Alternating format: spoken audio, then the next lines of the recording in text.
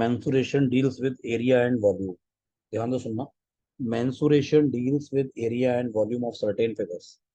बेटा फिगर्स दो तरह के होते हैं, two dimensional figure, three dimensional figure. Two dimensional figure वो होते हैं जिनको अभी तक हमने पढ़ा है, जैसे कि स्क्वायर, रेक्टेंगल, सर्कल, ये सारे टू डायमेंशनल फिगर है. इसमें सिर्फ एरिया ही एरिया होता है, टू डायमेंशनल फिगर का वॉल्यूम नहीं होता. वॉल्यूम हमेशा थ्री डायमेंशनल फिगर का होता है, जिसमें लेंथ और विड्थ के साथ साथ हाइट का कंपोनेंट भी आता है. मतलब कोई भी ऐसी चीज, कोई भी ऐसा स्ट्रक्चर जिसमें तुम पानी भर सकते हो, जिसमें तुम कोई भी लिक्विड फिल कर सकते हो, उसे कहते हैं थ्री डायमेंशनल फिगर. और उसका एरिया के साथ साथ वॉल्यूम भी होता है. तो हम लोगों को थ्री डायमेंशनल फिगर में कौन कौन से पढ़ने में थोड़ा बता देता हूँ.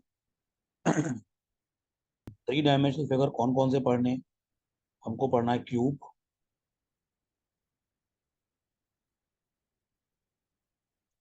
Cuboid,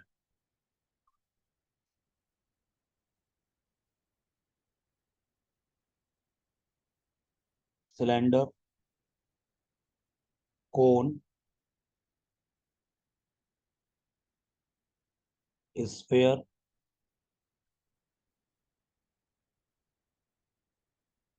hemisphere. ये सारे फिगर्स पढ़ने हैं. थोड़ा बहुत आइडिया लेंगे. कुछ ऐसे फिगर जो तुमने कम सुने हैं, जैसे कि प्रिज्म,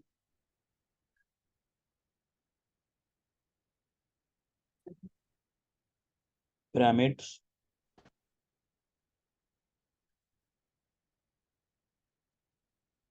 टेट्राहेड्रन. ये कुछ ऐसे फिगर्स है जो तुम जानते होगे. ये कुछ ऐसे फिगर्स जिनके बारे में तुमने कम सुना होगा, आज बात करेंगे. तो ये जो फिगर है, ये है क्यूब. एक बॉक्स टाइप का स्ट्रक्चर, एक क्यूब है, सबको दिख रहा होगा. इसमें सिक्स फेसेस होते हैं. सभी फेसेस स्क्वायर होते हैं. All the faces are square.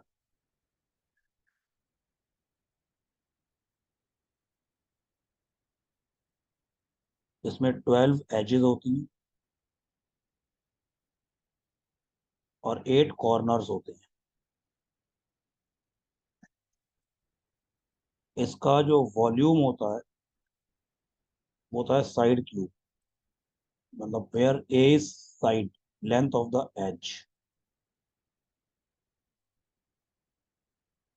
मतलब ये जो लेंथ है, या ये जो लेंथ है, ये सब ए है. इस तरह आप रख सकते हो इसको. ऐसा करते हैं देखो.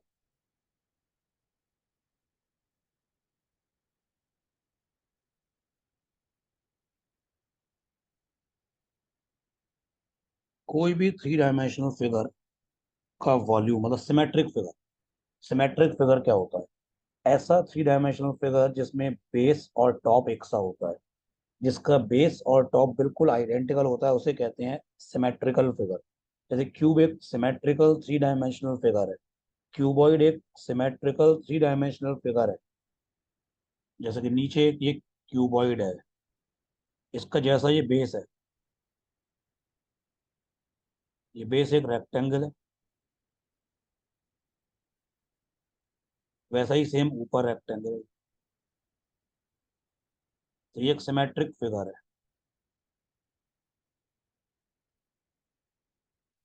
जैसा इसका बेस है वैसा ही इसका टॉप है.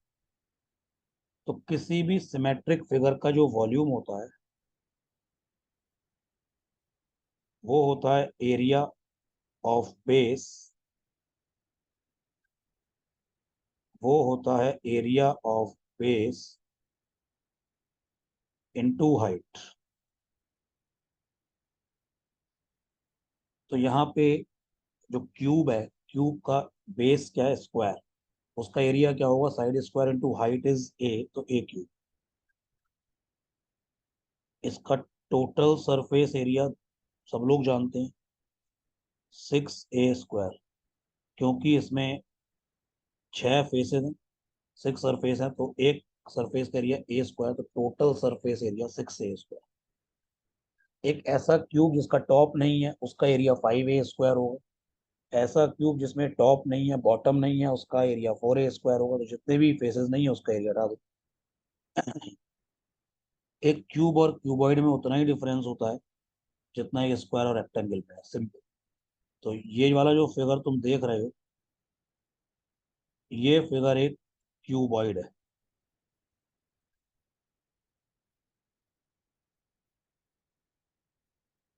इसका जो वॉल्यूम होता है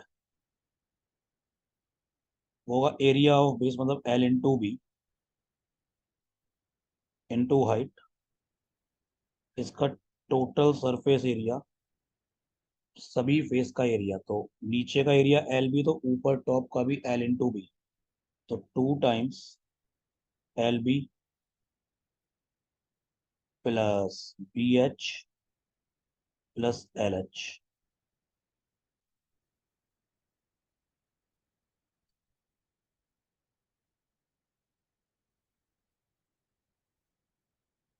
इस किसी भी क्यूबॉइड में सबसे लंबी rod, length of longest diagonal, सबसे लंबी रॉड जो आएगी वो ये आ सकती है, यहाँ से लेके यहाँ तक ये जो डायगोनल होगा, मतलब नीचे के एक कॉर्नर से ऑपोजिट टॉप कॉर्नर में ऑपोजिट वाला, उसे कहते हैं बॉडी डायगोनल। इसे कहते हैं बॉडी डायगोनल।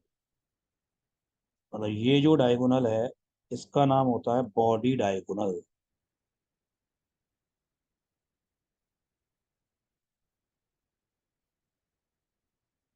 इसकी जो लेंथ होती है वो होती है √L² plus B² plus H²। Length of body diagonal in a cuboid is √L² plus B² plus H²।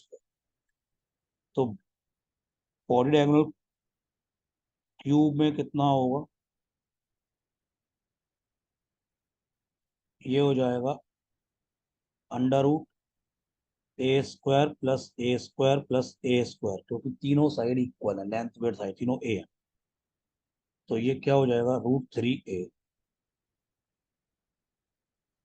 This is nothing but √3A। This is √3A। तो ये क्यूब क्यूबॉइड के बारे में लोगों को जनरली पता होता है। ये है सिलेंडर। तुम्हारे सामने कुछ फिगर्स बने हुए हैं।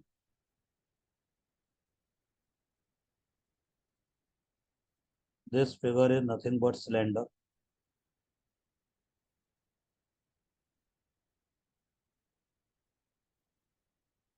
ये भी एक सिमेट्रिक फिगर होता है।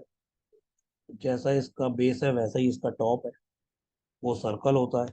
तो इसका वॉल्यूम, एरिया ऑफ बेस मतलब सर्कल का एरिया πr² इंटू हाइट।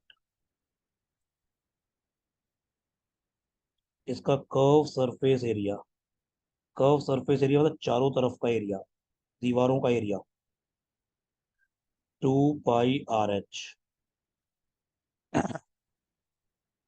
इसका टोटल सरफेस एरिया, जो कर्व सरफेस एरिया है चारों तरफ का 2πRH, उसमें नीचे बेस का एरिया और टॉप का एरिया भी ऐड हो जाएगा। तो 2πRH plus 2πr²। Curve surface area को ही लेटरल सरफेस एरिया भी कहते हैं।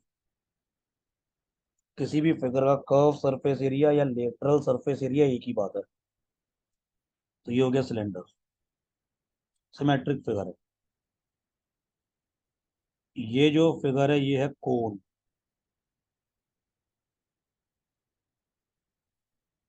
ये एक सिमेट्रिक फिगर नहीं है, क्योंकि इसका बेस एक सर्कल है, टॉप एक पॉइंट है। टॉप एक पॉइंट है। इसमें ये हाइट, ये रेडियस सर्कल की, और ये स्लांट है, जैसे एल स्लांट है। तो इसका वॉल्यूम में जो, मतलब इसका volume area of base into height नहीं होता, उसमें 1/3 का फैक्टर भी आता है। तो इसका वॉल्यूम जो होता है ये 1/3 into area of base πr² into height. ये सबको याद रखना है। वॉल्यूम में 1/3 का फैक्टर आता है। इसका कर्व सरफेस एरिया या फिर लेटरल सरफेस एरिया होता है πRL। और इसका टोटल सरफेस एरिया जो होगा वो πRL plus area of base that is πr²। Curve surface area pi R L, total surface area pi R L plus pi are square. Slant height है L, L is slant height.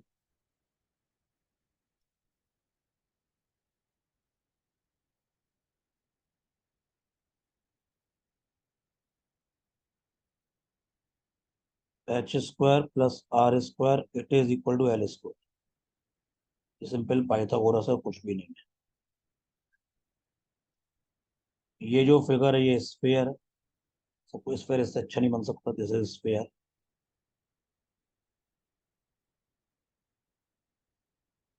तो इसके volume में 4/3 का factor आता है, volume is 4/3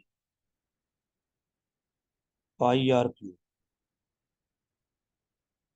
और इसका total surface area और कर्व सरफेस एरिया इक्वल होता है, total surface area curve surface area equal होता है, वो होता है 4 पाई आर स्क्वायर।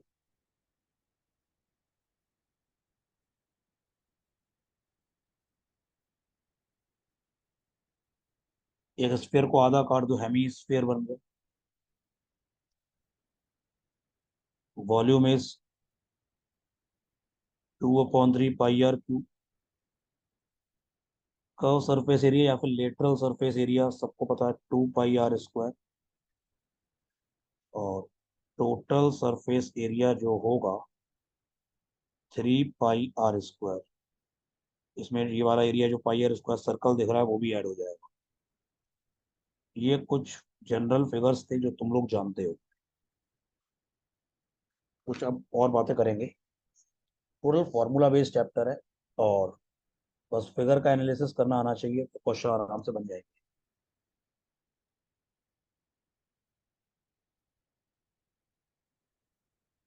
अब जरा ध्यान से सुनो, बात करते हैं प्रिज्म।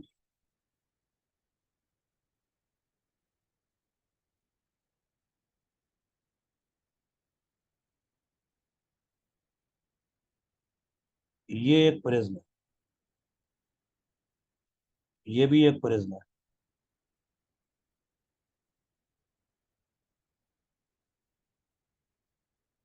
अब जरा ध्यान से सुनना मेरी बात। प्रिज्म एक ऐसा 3 डायमेंशनल फिगर होता है जो कि सिमेट्रिक फिगर होता है। प्रिज्म एक सिमेट्रिक 3 डायमेंशनल फिगर होता है, मतलब जैसा प्रिज्म का बेस होता है वैसा ही प्रिज्म का टॉप होता है। जैसा ही प्रिज्म का बेस होता है सेम वैसा ही टॉप होता है। वो बेस कोई भी पॉलीगन हो सकता है, वो बेस कोई भी पॉलीगन हो सकता है। ध्यान से देखना, जैसे कि ये जो प्रिज्म है, this is a this is a triangular prism.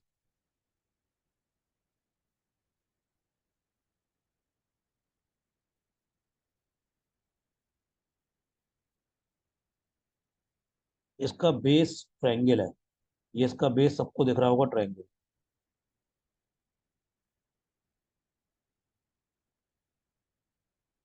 थोड़ा माइंड को 3 डायमेंशन करना पड़ेगा। नीचे एक ट्रायंगल, ऊपर टॉप में एक ट्रायंगल, और ये साइड में ना ये रेक्टेंगल्स होंगे। जैसे ये रेक्टेंगल होगा, ये वाला figure, this this and this, ये रेक्टेंगल होगा। ये एंगल 90 है, वो देखने में एक्चुअली ये 90 एंगल होगा। ये एंगल 90 90, जैसे ये भी रेक्टेंगल है और सामने भी एक रेक्टेंगल, तो 3 रेक्टेंगल है। ये एक सबको मैं नंबर ये नाम दे देता हूँ।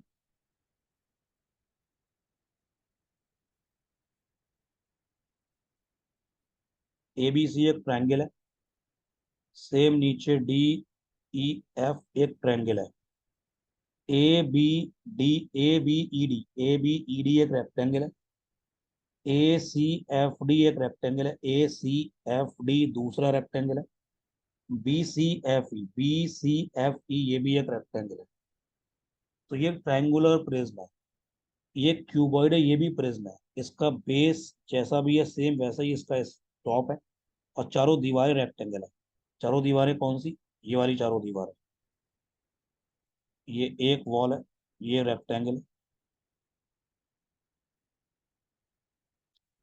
एक ये वाली वॉल,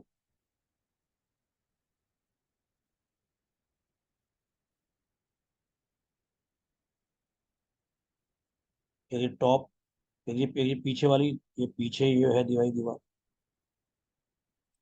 ये भी रेक्टेंगल, और एक ये रेक्टेंगल दिख रहा है, ये वाला। This, this, this and this. जैसा बेस वैसा टॉप, और चार दीवारें और रेक्टेंगल, वैसे ये क्यूब या क्यूबॉइड कुछ होगा। तो मतलब प्रिज्म एक ऐसा फिगर होता है जिसमें कि बेस और टॉप एक से होते हैं। वो कोई भी पॉलीगन हो सकते हैं, वो ट्रायंगल हो सकते हैं, स्क्वायर हो सकते हैं, रेक्टेंगल हो सकते हैं, पेंटागन हो सकता है। लेकिन हमेशा दीवारें जो वॉल्स होती हैं वो रेक्टेंगल हो। तो इस प्रिज्म का मैं कोई जनरलाइज फॉर्मूला नहीं लिख सकता। इसका सिंपल सा ये फॉर्मूला होता है, वॉल्यूम का फॉर्मूला जो होगा प्रिज्म का, area of base into height. वैसे भी आगे एक स्लाइड आएगी जिसमें काफी सारे फॉर्मूले सबके लिखे होंगे, तुम वो भी उसका भी स्क्रीनशॉट ले लेना। जरूरत इतनी पड़ेगी बट स्टिल। तो volume of prism, area of base into height.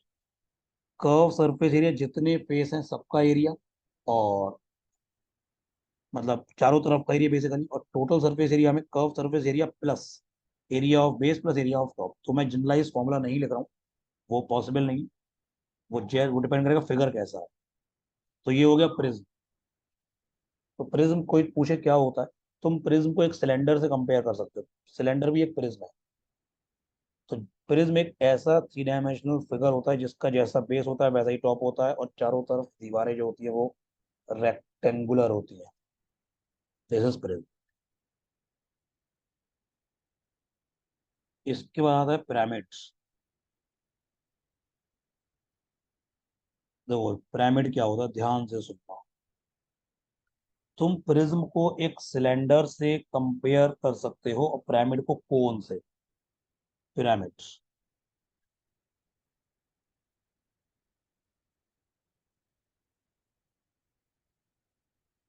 ये एक पिरामिड है।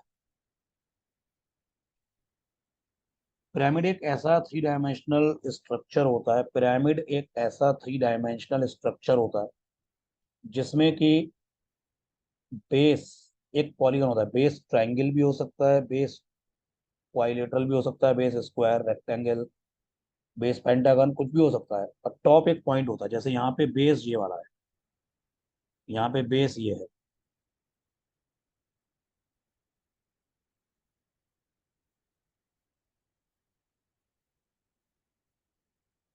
ये बेस है। ये स्क्वायर या रेक्टेंगल कुछ दिख रहा है, डिपेंड करता है, वो मैंने गिवन नहीं है, रेक्टेंगल भी हो सकता है, स्क्वायर भी हो सकता है। ये टॉप एक पॉइंट है, और ये वॉल्स है। जैसे ये एक दीवार है, ये एक दीवार है, एक वॉल है जो कि ट्रायंगुलर हो। दूसरी वॉल ये है, ये वाली, ये वाली, और ये वाली। तीसरी दीवार ये होगी, ये वाली, ये वाली, और ये वाली। एक नाम दे दें तब तुम समझ पाओगे।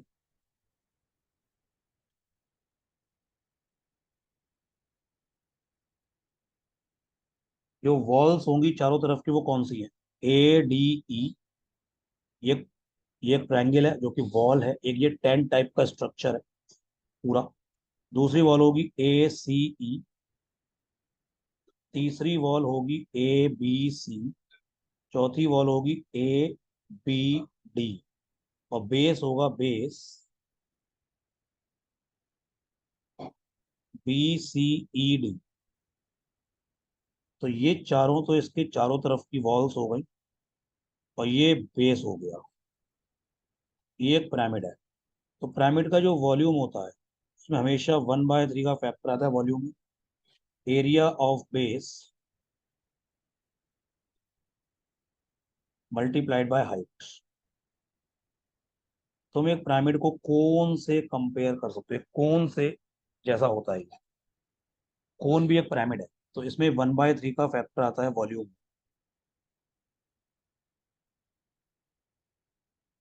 हाइट का मतलब ये होता है, यहाँ से हाइट ये वाली होगी, हाइट इज दिस। जैसे यहाँ से ड्रॉप कर दूं एक परपेंडिकुलर इस सेंटर पे, जहाँ पे ये BCDE जो बेस है, BCDE जो बेस है उसके सेंटर पे आके ये जो रेड वाली लाइन है वो हाइट है, ये हाइट है।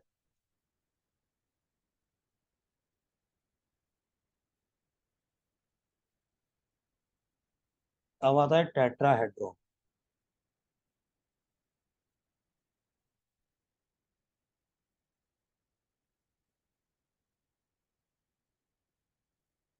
ये एक स्पेशल टाइप का पिरामिड होता है।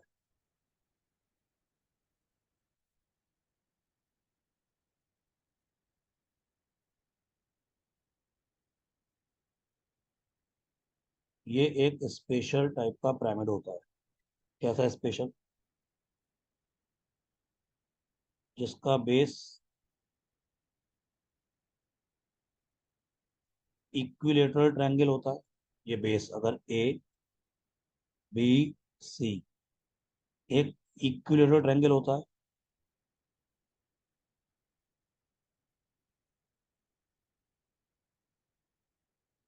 ऑल थ्री वॉल्स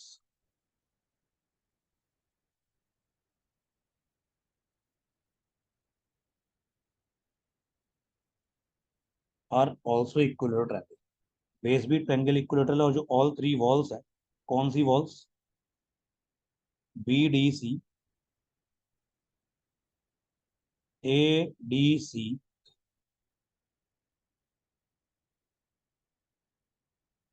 ए डी बी,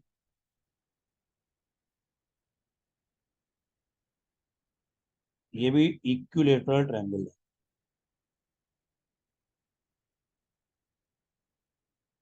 तो इन टोटल 4 इक्विलेटरल ट्रायंगल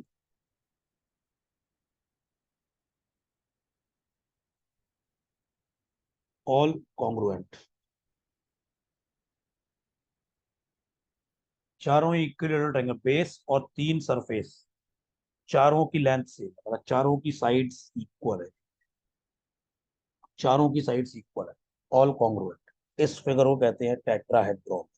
इस फिगर को कहते हैं टेट्राहेड्रॉन, टेट्राहेड्रॉन।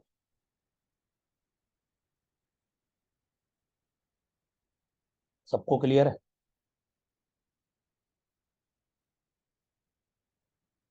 ये जो फिगर है, इस फिगर का नाम होता है फ्रस्टम, फ्रस्टम ऑफ अ कोन।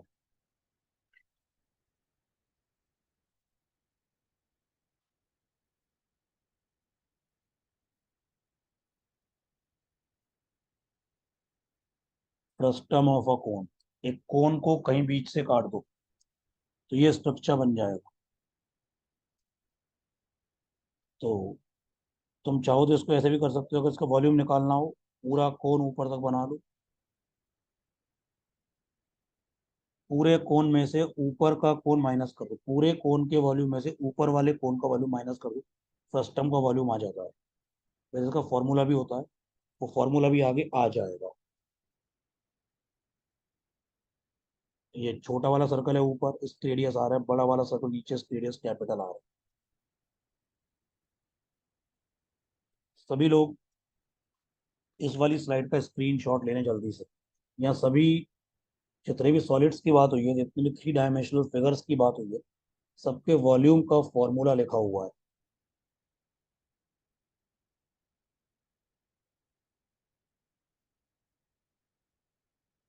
ये total surface area of different different solids,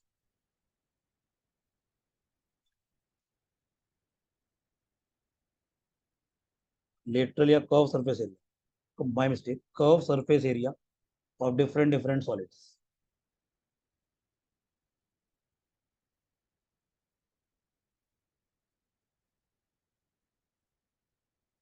I think इसमें शायद टेट्राहेड्रॉन के वॉल्यूम का फॉर्मूला नहीं आया, मैं बता देता हूँ, वो देखो।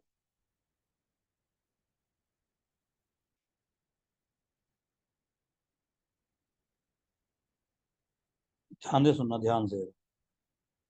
ये टेट्राहेड्रॉन है।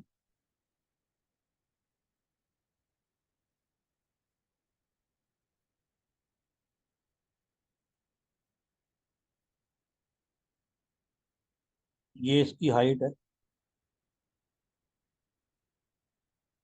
तो इसकी जो हाइट का जो फॉर्मूला होता है, हाइट का, ये साइड अगर ए है, ये साइड ए है, ये साइड ए है, ये साइड ए है, सभी इक्वल होती है।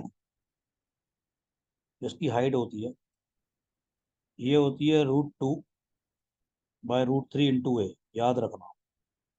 इसकी हाइट होती है √2/√3 × a। तो जो वॉल्यूम हो जाएगा वो 1/3। एरिया ऑफ बेस, बेस में क्या है, ट्रायंगल इक्विलेटरल, इक्विलेटरल ट्रायंगल है। इसका area √3/4 side square into height, √3 से √3 कैंसिल, तो वॉल्यूम हो गया 1/12 a³ √2। ये ध्यान रखना है सबको। वॉल्यूम ऑफ टेट्राहेड्रॉन होता है 1/12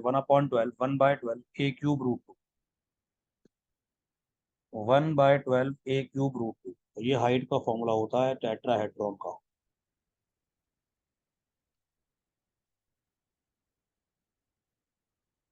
ये क्वेश्चन करो।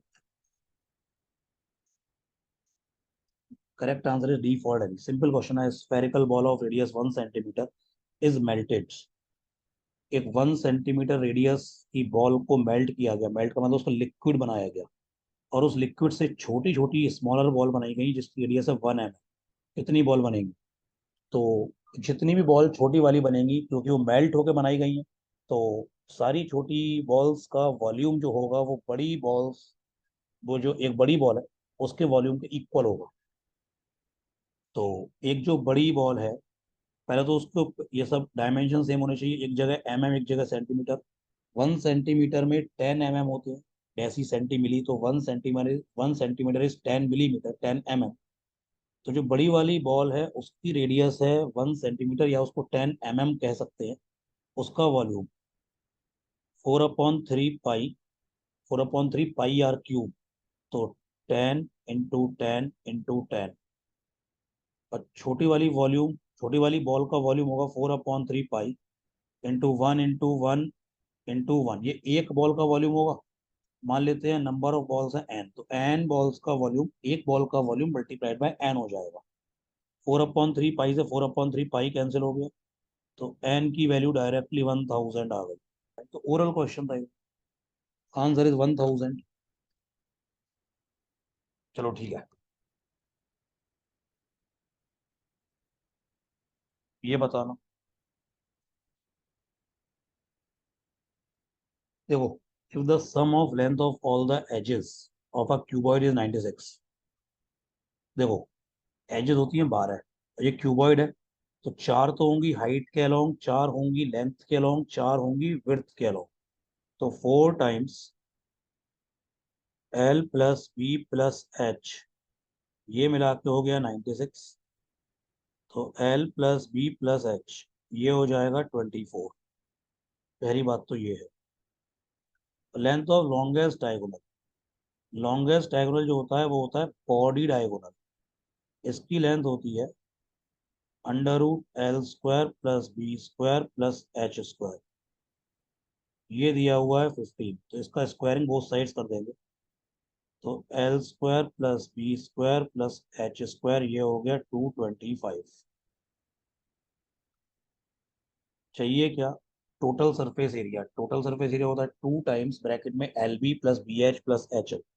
अगर मैं इसका स्क्वायरिंग बोथ साइड्स कर दूं, स्क्वायरिंग बोथ साइड्स तो यहाँ से आ गया,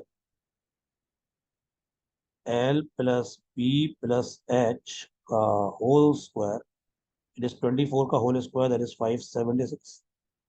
तो L² + B² + H² +2 times LB + BH + LH, it is 576। इतनी चीज L² + B² + H², ये अभी निकाला हुआ है कितना, 225। तो 225 +2 times LB + BH + LH, that is equal to 576। तो 2 टाइम्स LB + BH + LH, 576 -225, ये अपने आप आ जाएगा 351। और यही टोटल सरफेस एरिया होता है किसका, क्यूबॉइड का। Answer is 351। ये क्वेश्चन करना। देखो, इसका बेस्ट तरीका बता रहा हूँ, ध्यान से सुनना। सब लोग इस स्क्रीन की तरफ फोकस करना। एक लाइन में आंसर आएगा, एक लाइन में, लेकिन फोकस करोगे तब। ये एक स्क्वायर दिया है, लेंथ दी है 44। ये ए बी सी डी, ये एक स्क्वायर है जिसकी साइड लेंथ है 44।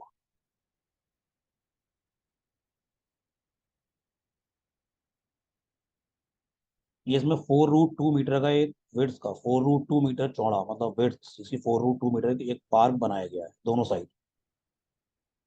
मतलब यहाँ से लेके यहाँ तक ये भी 4√2 होगा, ये भी 4√2 होगा।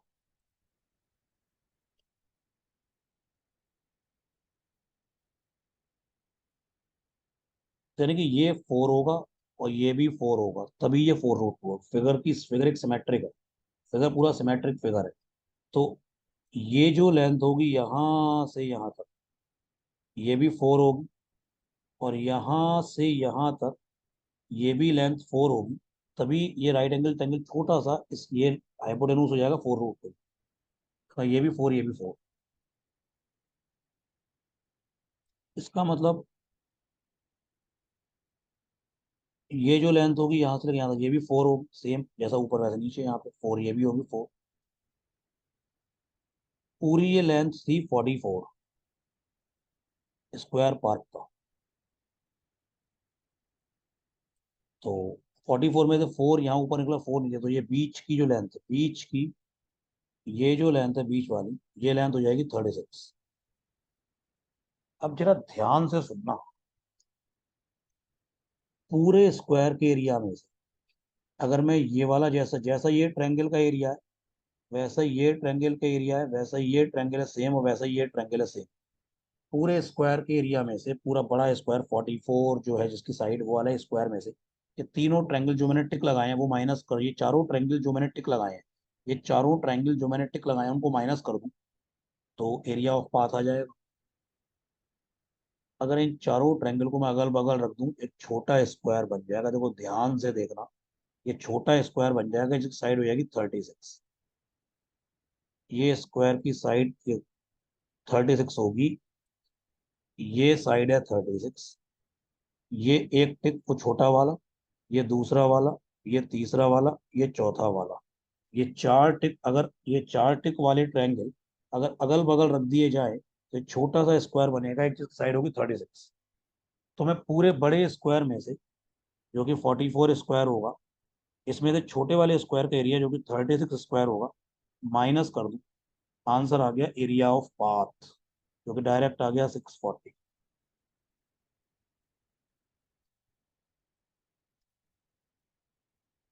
आंसर आ चुका 640।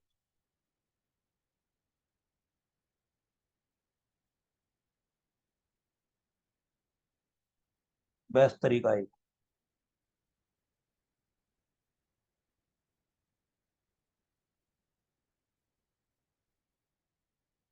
ये अगर सर्कल है, ये अगर सेंटर है, ये पार्ट सेक्टर होगा, ये पार्ट सेक्टर होगा।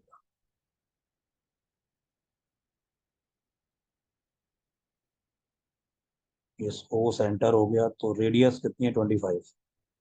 जब इस पार्ट को अलग करेंगे,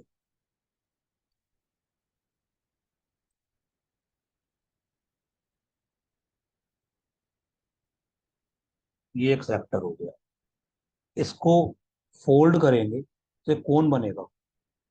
जब इसको फोल्ड करेंगे और एक कोन बनाएंगे तो बेसिकली नीचे ये जो लेंथ ऑफ आर्क है, ये जो लेंथ ऑफ आर्क है, ये कोन का सर्कल की सरकमफ्रेंस हो जाएगी। ये कोन का जो बेस में सर्कल बनेगा उसकी सरकमफ्रेंस हो जाएगी। और रेडियस जो 25 है, ये कोन की स्लांट हाइट हो जाएगी।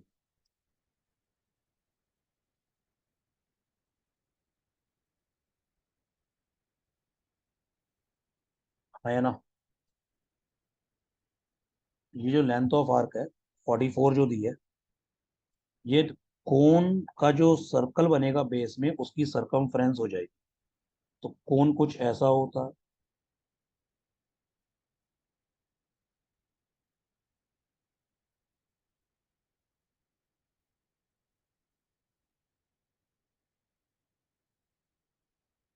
ये स्लांट हाइट हो गई इसकी 25। नीचे जो लेंथ, तो अगर इसकी रेडियस आर है, इसकी रेडियस अगर आर है तो 2 पाई आर, ये हो गया 44। 2 × 22/7 × आर, ये हो गया 44। 44 से 44 कैंसिल, आर हो गया है 7। तो अगर मैं यहाँ से इसको ज्वाइन कर दूं, ये अगर 7,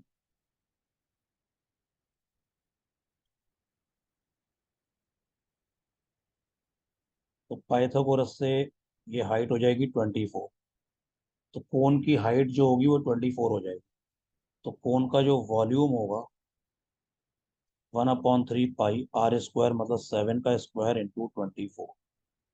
जब इसको सॉल्व करोगे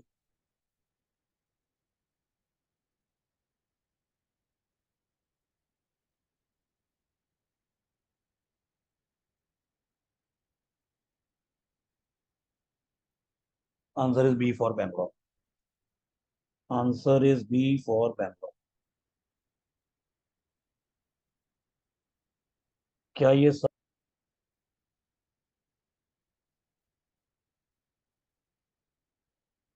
कब सा बोला गया कि वाटर की ड्रॉप को स्फेरिकल माना गया है, मतलब वो स्फेयर है, और उसके जो रेड जो डायमीटर है वो 1 सेंटीमीटर का 1/10 पार्ट है।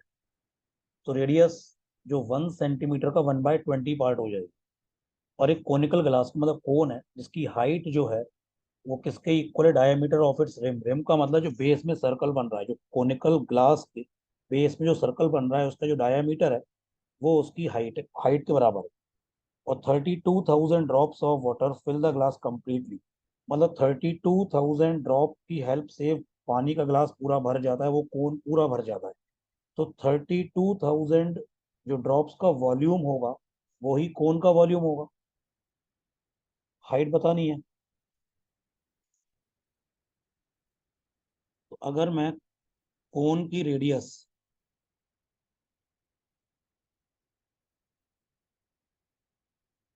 इसको आर बोल दूं, तो डायामीटर 2r हो गया, तो जो कि हाइट के इक्वल है, तो हाइट भी 2r होगी। स्फीयर का वॉल्यूम क्या होगा, 4/3 पाई r³ आर मतलब 1/20 का होल क्यूब। इट इज 1/3 पाई, और ये तो एक स्फेरिकल वॉल एक स्फेयर का वॉल्यूम है, इंटू 32,000। ये कोन का वॉल्यूम हो गया 1/3 पाई r²। और एच क्या है, 2r। इससे ये कैंसिल, पाई से पाई कैंसिल, ये हो गया 32,000 × 4, अपॉन में आएगा कितना, 20 × 20 × 20 मतलब 8,000। ये हो गया 2r³।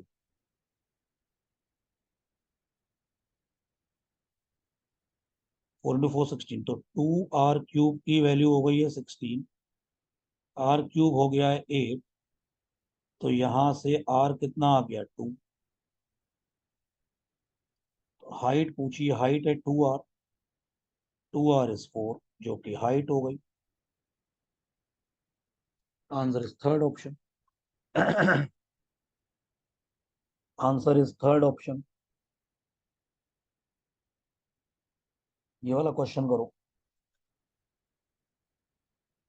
Cost of painting the four walls of a room of floor area 45/20।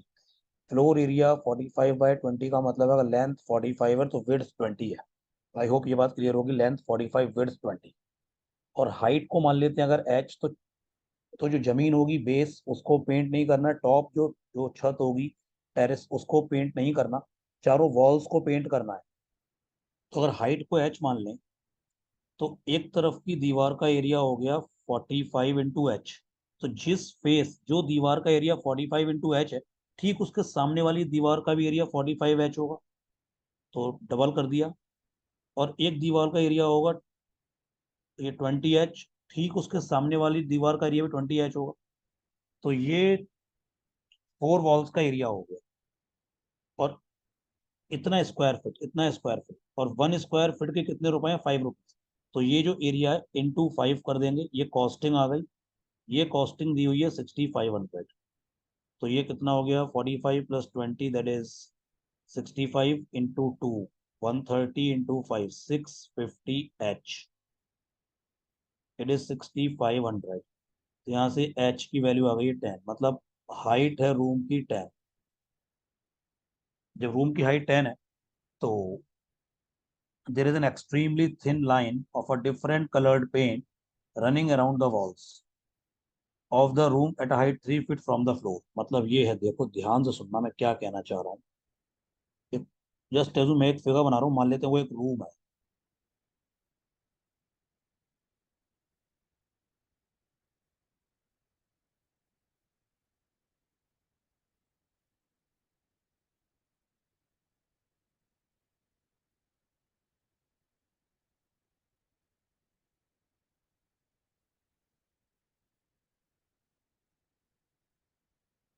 मान लेते हैं ये कोई रूम है, जस्ट ये एक रूम है।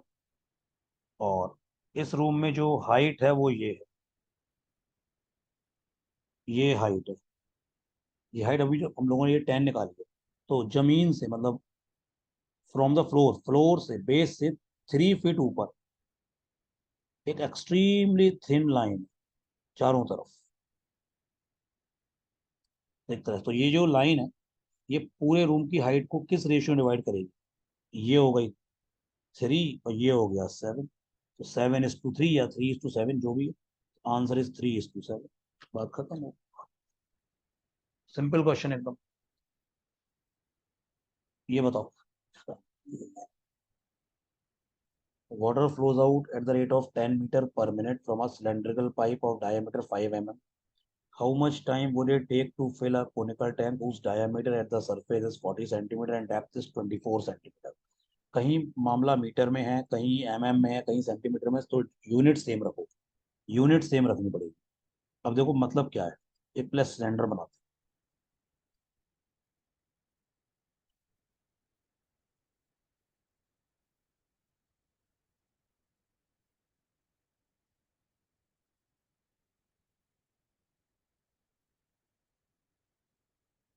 ये सिलेंडर है, इसमें से पानी फ्लो होता है।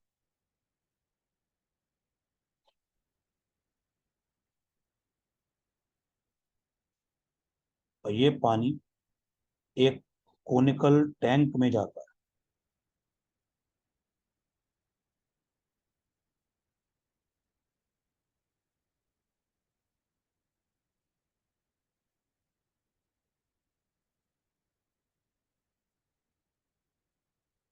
इस तरीके से पानी इस टैंक में जाता है, ये कोनिकल टैंक जिसका डायामीटर है 40 सेंटीमीटर। तो मैं इसकी रेडियस, इसकी जो रेडियस हो गई,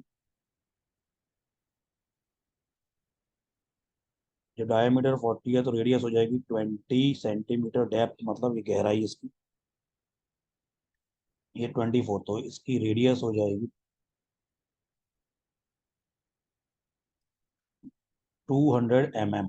मैं सब कुछ में ले लेता हूँ। और इसकी हाइट हो जाएगी 240 mm। अच्छा, ये सिलेंडर का डायमीटर कितना है, 5 mm, तो इसकी सिलेंडर की रेडियस हो गई 2.5 mm। और ये जो लेंथ है, ये हाइट बेसिकली, ये मैंने पाइप को मैंने गिरा दिया है इसलिए लेंथ बेसिकली ये दिए 10 मीटर। 10 मीटर का मतलब है 1 मीटर में मीटर डेसी सेंटीमिली, मतलब 1 मीटर में 1000 mm। तो ये 10,000 mm हो गया। देखो ध्यान से सुनना क्या मतलब है। इसमें जितना भी पानी भरा हुआ है, मतलब इस 10,000 mm लंबे पाइप में जितना भी पानी भरा हुआ है वो सारा पानी 1 मिनट में बाहर आ जाए। इस 10,000 mm लंबे पाइप में जितना भी पानी भरा है वो सारा पानी 1 मिनट में बाहर आ जाता है। और उस पानी से ये कोनिकल टैंक भरा जाता है। तो कितनी देर में भर जाएगा, तो 1 मिनट में पानी का वॉल्यूम कितना बाहर आएगा, वो आएगा pi are square into H. 1 minute, तो 1 मिनट में पाई आर स्क्वायर मतलब 2.5 का होल स्क्वायर इंटू 10,000। 2 मिनट में इसका डबल वॉल्यूम बाहर आएगा, 3 मिनट में इसका 3 गुना वॉल्यूम बाहर आएगा। तो मैंने मान लिया टाइम इज टी मिनट्स, तो टी मिनट्स में टी इंटू इतना इतना पानी का वॉल्यूम बाहर आएगा। और पूरे टी मिनट्स में ये पूरा टैंक भर गया। ये पूरा टैंक भर गया, कोनिकल टैंक। तो टी मिनट्स में जो वॉल्यूम बाहर आ रहा है सिलेंडर से, तो उस वो volume equal volume of the tank, volume of conical tank. ये हो जाएगा 1/3 पाई आर स्क्वायर मतलब 200 का स्क्वायर इंटू हाइट 240। पाई से पाई कैंसिल, जब यहाँ से सॉल्व करोगे, अब ये थोड़ा बस सॉल्व में करना पड़ेगा। टी अपने आप आ जाएगा 51.2 मिनट्स। बस तुम्हें क्या करना है, तुमको सिर्फ डायमेंशन सारे सेम रखने हैं, या तो मीटर में या सेंटीमीटर में या कोई एक रखो। आंसर आ जाएगा डी फॉर डेली 51.2 मिनट्स।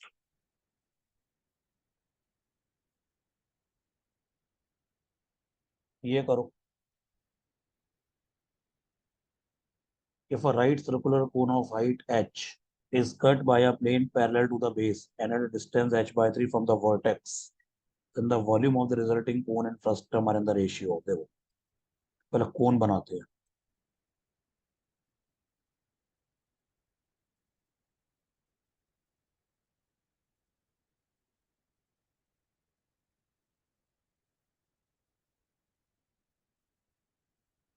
बहुत बढ़िया नहीं बना, लेकिन फिर भी ठीक ठाक बन गया।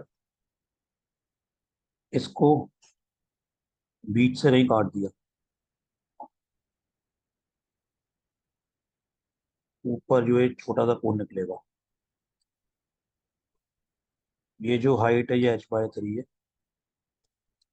तो पूरी हाइट अगर h है, ये रेडियस है r, पूरी हाइट है h फुल। मैं यहाँ बाहर लिख दे रहा हूँ।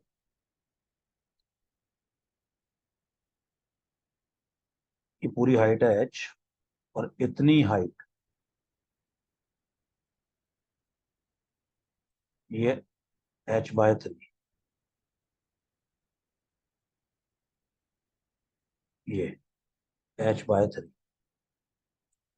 अगर ध्यान से देखा जाए तो ये ए, ये पॉइंट अगर बी है तो ये सी, और ये डी और ये E. Triangle A B C A D E के सिमिलर होगा। ये मैं कई बार पहले बताया हुआ था, ए बी सी सिमिलर होगा ए डी ई के। तो जो ratio A B upon A D का है, वही ratio B C upon D E का होगा, 1/3।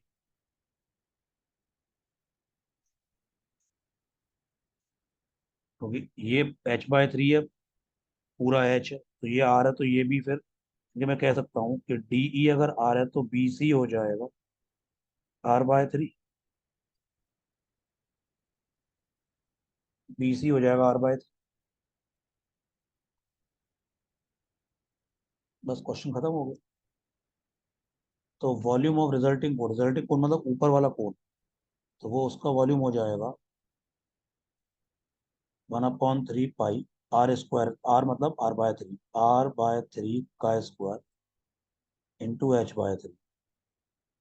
और नीचे जो फ्रस्टम बन रहा है, वो पूरे बड़े कोण में से ऊपर का कोण माइनस कर दो। 1/3 पाई r स्क्वायर h माइनस ऊपर का फ्रस्ट, ऊपर 1/3 पाई r/3 का whole square into h/3।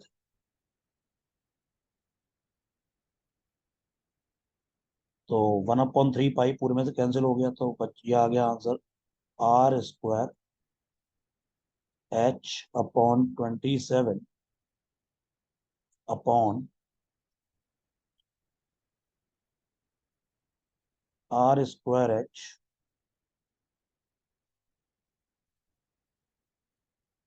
Minus r square h upon 27।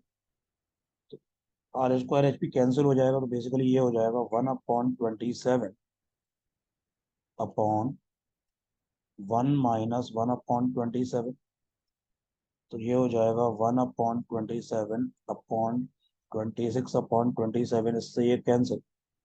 Answer आ गया 1/26।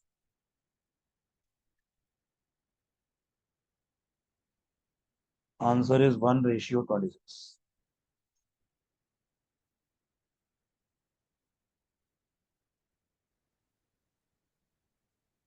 ये क्वेश्चन सभी लोग करें।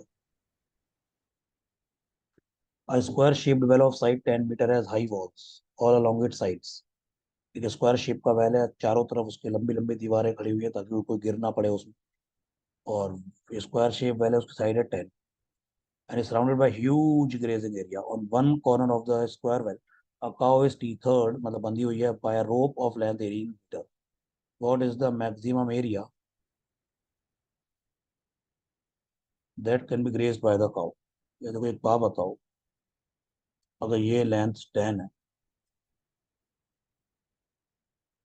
ध्यान से सुनना, ये काव यहाँ बंधी हुई है 18 की लेंथ से, 18 मीटर की रोप है। कुछ सिचुएशन ऐसी होगी, देखो, जब काव,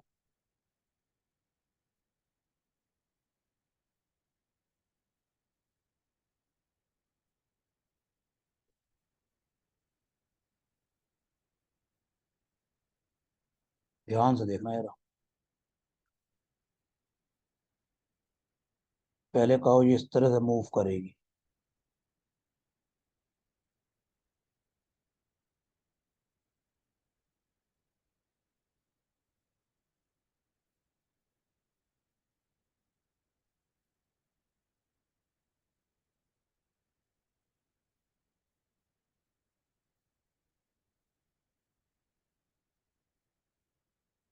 इस तरह से काव मूव करेगी। अब जैसे ही रस्सी यहाँ पहुंचेगी, तो यहाँ पे रस्सी टाइट हो जाएगी, क्योंकि ये वॉल है, यहाँ रस्सी टाइट हो जाएगी, तो रस्सी यही, जो 8 लेंथ की रस्सी होगी रोप, वही तो फ्री रहेगी। ये क्योंकि लेंथ 18 है, तो 10 यहाँ पे, 10 लेंथ 18 में से 10 लेंथ की रस्सी यहाँ पे टाइट हो जाएगी इस पॉइंट पे। तो अब ये जो मूव करेगी, ये 8 लेंथ का सेक्टर बनाएगी। ऐसे ये 10 है, तो ये 8 लेंथ की रोप इस तरह से मूव करेगी। तो एक तो काओ पहले ये जो 3/4 सर्कल है, बेसिकली 270 का, जिसकी रेडियस की लेंथ है 18, तो 3 पाई/4 theta upon 360 into pi are square. तो थीटा 270 हो, ये सेक्टर बनेगा, उसका सेंट्रल एंगल 270 होगा, 270 upon 360, 3/4 into pi, radius is 18 का स्क्वायर, प्लस ये लेंथ, ये एंगल 90 होगी, और लेंथ होगी 8, रेडियस की लेंथ हो जाएगी 8। तो ये 90 upon 360, 1/4 into pi into 8 into 8। और ऐसे दो बनेंगे, एक ये वाला और एक ये वाला। ये आंसर हुआ ना। तो कितना हो गया ये?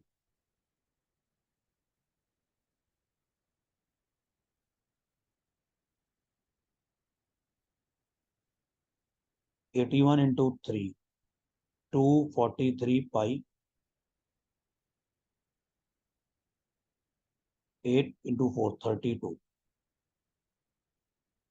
32 पाई। आंसर इज 275 पाई।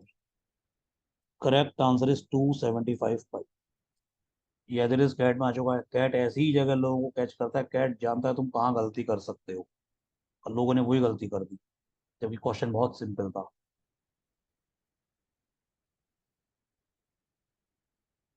यही सब ज्योमेट्री 6 है, मेंसुरेशन, यही सब कुछ मेंसुरेशन है।